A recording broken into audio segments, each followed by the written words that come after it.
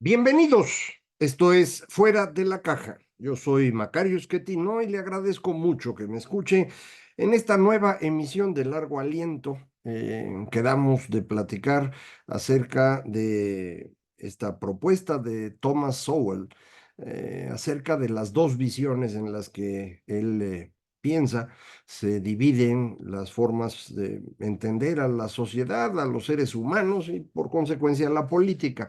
Él habla de una visión restringida y una visión irrestricta. La visión restringida es la idea de que, bueno, pues los seres humanos somos lo que somos, medio buenos, medio malos, medio abusivos, pero bueno, pues con eso hay que trabajar. La visión irrestricta viene de la creencia de que los seres humanos son cosas que pueden mejorar con el tiempo, son perfectibles, que es cuestión de trabajar con ellos para que poco a poco se vayan haciendo cada vez mejores y pues eventualmente se conviertan en algo cercano a la divinidad, digamos, en las religiones. Estas dos formas de ver el mundo llevan a conclusiones muy distintas acerca de cómo debemos construir una sociedad. Las visiones irrestrictas llegan a la conclusión de que lo que hay que hacer es ir pastoreando a los seres humanos para que mejoren. ¿Y cómo los pastoreamos? Bueno, pues unas opciones más de carácter religioso dicen necesitamos que se cumplan ciertas morales, ciertas costumbres que son necesarias para que vivamos mejor. Y bueno, esa moralidad viene dictada por los que pueden hablar con Dios, el Dios que corresponda, y ellos nos dicen, mira, tienes que hacer esto, esto y aquello, y si no lo entiendes a la primera, pues te empezamos a dar coscorrones hasta que lo entiendas. Es decir, se va forzando a los seres humanos a comportarse de una manera que se imagina es preferible. Hay otros que no tienen estas creencias religiosas, pero igual están convencidos de que las cosas deberían ser mejor y pues yo sé qué es lo que es mejor, se los voy a explicar. Ahí viene el Estado que te va a obligar a que cumplas ciertas cosas que son necesarias para llegar a la sociedad que se me ocurrió a mí que es la mejor. Puede ser una sociedad basada en una clase social que debe ser el sujeto de la historia, como es el caso del proletariado. O puede ser que lo que necesitamos es que haya igualdad entre las personas y para eso, pues el que está generando más riqueza se la quito para dársela al que no tiene riqueza porque pues la igualdad es la meta. ¿De dónde salió la idea que la igualdad es buena? De eso no pregunten, ¿no? Es decir, estas son axiomas, es decir, creencias que no tienen ningún fundamento, sobre las cuales se construye la idea de lo que debería ser el camino de la perfección para los seres humanos. Esa es la visión irrestricta. Y Sowell dice, por ese camino siempre las cosas acaban mal, porque nos van a estar forzando a cumplir una moralidad que a alguien se le ocurrió y que pues no tiene ninguna defensa especial.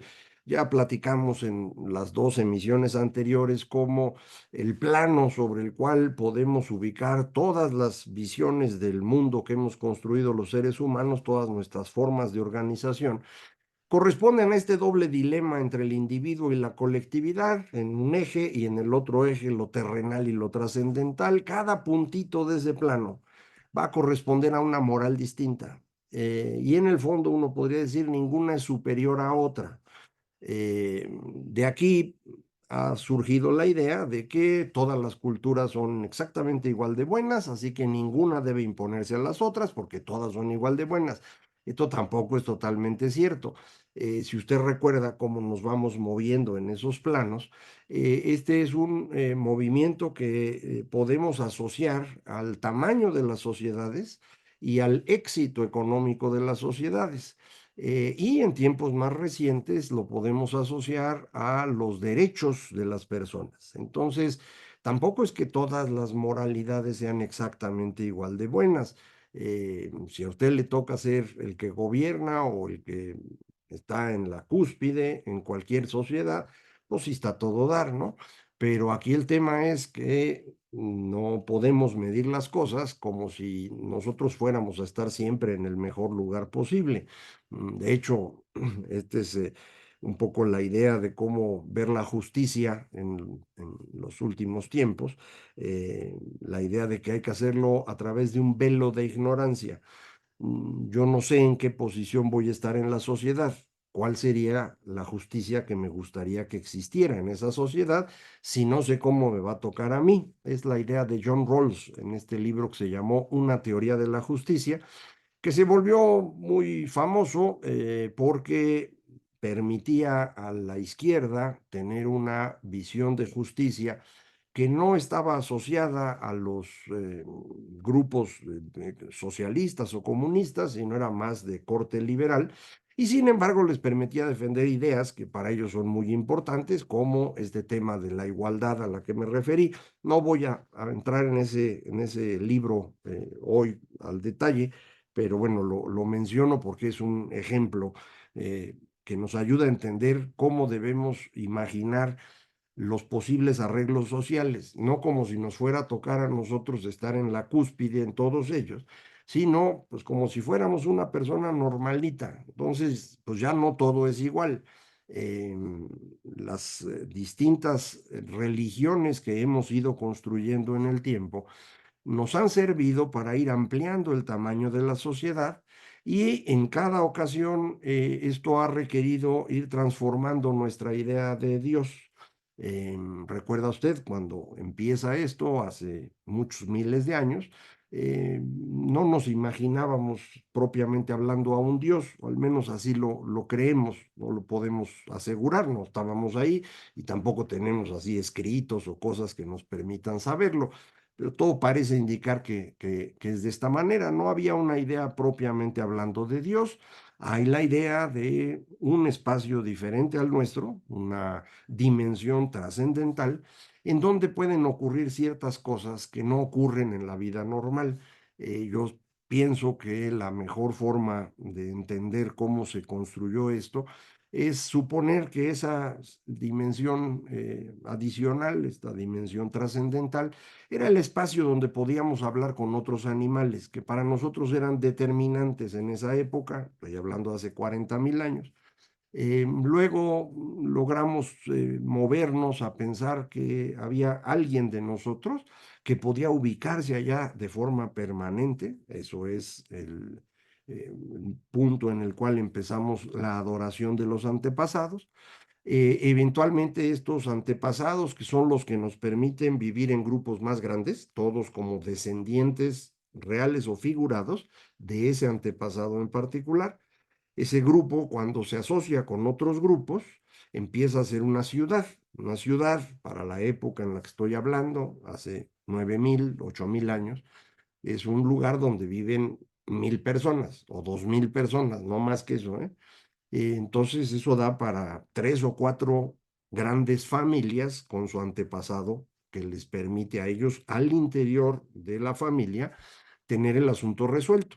Es decir, nosotros cooperamos todos los que somos descendientes del Yáñez porque pues somos descendientes de Yáñez. Nada más que allá enfrente están los descendientes de López. Nosotros no vamos a cooperar con ellos así nada más. Y de hecho nos vamos a convertir en grupos que se enfrentan. Y cuando un López mata a un Yáñez, pues entonces un Yáñez va a ir a buscar a un López y lo va a matar para estar equilibrados. De ahí viene la forma de justicia que inventamos en esa época, de la que nos enseñan en secundaria y todo el mundo se ríe, el código de Hammurabi, el de ojo por ojo y diente por diente, y todo el mundo dice, mira, eran unos salvajes. Pues no, esa era la mejor forma de resolver el problema. Si usted tiene una ciudad donde están los Yáñez, los López, los González y los Hernández, si hay conflicto entre ellos y no se resuelve rápido, se van a matar todos. Entonces, ¿qué necesito? Una forma de resolver el problema de la manera más suave posible. Si un López mató a un Yáñez, los Yáñez tienen derecho a matar a un López, no más a uno. Y con eso se acaba el problema. Esa es la razón por la cual existen estos códigos, que eran las mejores formas de resolver los problemas. Estoy hablando hace 2.000 años, perdón, hace 4.000 años, 2.200, 2.500 antes de Cristo. Entonces, ahí empezamos a resolver esto de esa manera. Conforme estas ciudades van equilibrando estos conflictos entre los grupos, acaban teniendo a un antepasado como la gran referencia de la ciudad, y este es el dios local. Y estos diosesitos que siguen teniendo grandes características animales, van a irse fusionando con otros diosesitos conforme las ciudades empiezan a convertirse en reinos e imperios. Y de ahí vienen los grandes panteones politeístas. Cada ciudad ponía su dios, los ibas acomodando de acuerdo a cómo pues, se daba el poder al interior de la sociedad. Y entonces, bueno, pues en Babilonia el gran dios es Marduk y va a tener como hijos o como sobrinos a los diosesitos de los lugares que se fueron fusionando para dar lugar a este gran imperio de Babilonia, o reino, como usted le quiera llamar, no tiene importancia ahorita. Esta manera de ir resolviendo nuestros conflictos y de ir teniendo esta estructura nos permite ya tener sociedades más grandes. Vea usted cómo pasamos de vivir en grupos chiquititos, de 100 personas cuando mucho, más bien 50 o 60, que se reúnen de vez en cuando en un lugar en donde el chamán se conecta con la otra dimensión. Pasamos a un grupo de 500 personas que tienen un antepasado común. Y de ahí nos movemos a ciudades de 2.000 o 3.000 personas, en donde cada grupo tiene su antepasado común, son los clanes, las familias, pero viven todos juntos porque entre ellos eligieron a uno de los antepasados para convertirse en diosesito. Y esos diosesitos se van juntando con otros para hacer los grandes panteones politeístas, en donde hay una estructura de dioses que permite, pues ya imperios de buen tamaño. Se le ocurre a los romanos inventar una estructura distinta. Cuando los romanos empiezan a conquistar un montón de territorios, donde viven un montón de personas bien diferentes, que tiene cada una su montoncito de dioses, pues no hay manera de obligarlos a todos a creer en los dioses de los romanos. Por ejemplo, si les tocaba invadir algún lugar en Grecia, cosa que hicieron frecuentemente, pues no había tanto conflicto porque los dioses eran más o menos parecidos. Los dos panteones, el romano y el griego, vienen de las creencias indoeuropeas, pero llegaron por caminos distintos. Entonces los dioses no son exactamente iguales, pero bueno, se parecen. Pero ya cuando llega usted a Galia, o que se va hasta Germania, o si se va usted al lado de Siria, pues hay otros dioses totalmente distintos. ¿Cómo le hago para que todos podamos creer en algo común y que esto medio funcione? Pues que se les ocurre la idea de tener un solo Dios. Ellos son los que hacen este gran invento en términos políticos. La creencia en un solo Dios, ya sabe usted, lo platicamos aquí, proviene de los persas, es Zoroastro, lo aprenden los judíos cuando viven bajo el cautiverio en Babilonia, por ahí del siglo sexto antes de Cristo. Por eso cuando regresan a Israel ya no son los mismos que se habían ido. Cuando se fueron tenían varios dioses, cuando regresan nomás hay uno. Por eso el Génesis, en la Biblia, trae distintas narraciones donde a veces parecen varios dioses y a veces nomás es uno. Bueno, pues porque es una combinación de las tradiciones escritas en distintos momentos. Pero bueno, tienen su Dios, los judíos tienen un solo Dios, son muy celosos de su relación con Dios, tienen el arca de la alianza, tienen un arreglo con Dios muy particular y para ellos tener otros dioses no está sencillo. Pero esa idea para los romanos parece atractiva y entonces se le ocurre al señor Augusto, que entonces se llamaba Octaviano, se le ocurre para poderse legitimar como el gran líder de toda Roma, eh, convencer a los romanos que Julio César, el más grande militar que había tenido Roma, un político excepcional, en realidad era Dios. Y entonces diviniza a Julio César. Cuando lo logra, él, como el sucesor de Julio César, pues tiene una legitimidad que nadie más tenía. Y esto es lo que va a convertir a todos los emperadores romanos en dioses. Una especie de dios aquí de bajo nivel, porque pues, ahí está, lo puede uno ver, ¿no? Es humano, pero es Dios. Y esto permite que en todos los lugares que ocupa el Imperio Romano, usted tenga la religión local, la que había, sin bronca, y la única exigencia que hacen los romanos es, mira, tú puedes seguir con lo tuyo, pero inclúyele ahí al emperador como otro dios. Para todas estas religiones que tienen montones de dioses, pues no hay mayor dificultad y ponen ahí un altarcito para el César y luego para Augusto y luego para Tiberio y ahí lo van cambiando y no pasa nada. Para los judíos no es así. Ellos, la verdad, nomás tienen uno y pues no van a poner otro y menos uno que ahí está, ¿no? O sea, de bajo nivel. Y esa es la razón por la cual esto acaba en un conflicto que lleva a la destrucción eventualmente de Jerusalén. Pero la idea de este Dios único empieza a ser útil. Y el tema es cómo conviertes a ese Dios chafita humano que va cambiando cada cierto tiempo por algo un poco más útil. Y esta es la gran idea de Constantino. Darle al Imperio Romano ya no un Dios terrenal como lo era él, sino uno que tenga un poquito más de caché. Y entonces se roba al Dios de los judíos y se lo roba haciendo esta conversión del imperio al cristianismo. Este es un proceso que es bien largo, ¿eh? Acuérdense, el señor Constantino se vuelve cristiano, digamos, y vuelve cristianos a todos en el 313.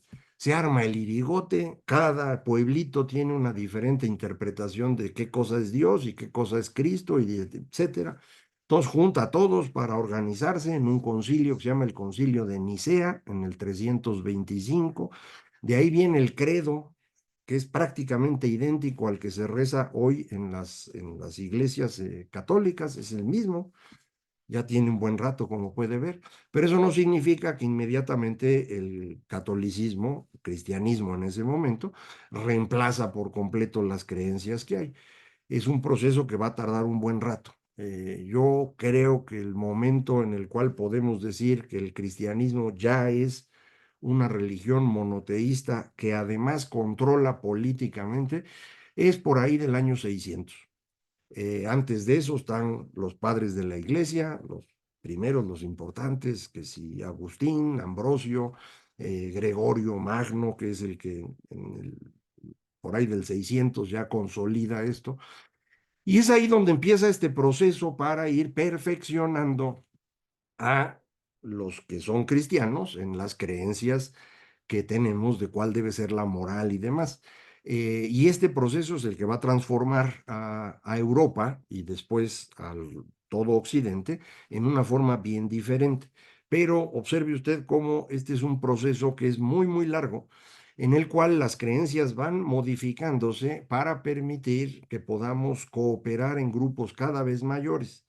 Esta cooperación en grupos cada vez mayores nos permite tener una mejor vida material, nos genera más conflictos y esos conflictos tienen que resolverse con un conjunto de creencias más eficiente.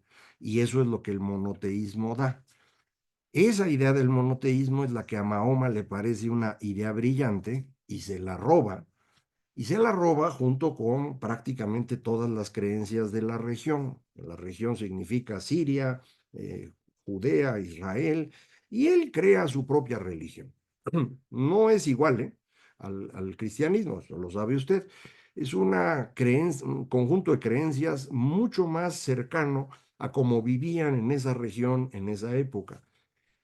Pero ese conjunto de creencias les permite a los que se van a volver musulmanes eh, lograr una capacidad de cooperación hasta entonces no vista, y esa es la razón por la cual se extienden de una manera espectacular en los siguientes 150 años más o menos, del 620, que es la época de Mahoma, a principios del 800, 770, 780, ¡pum!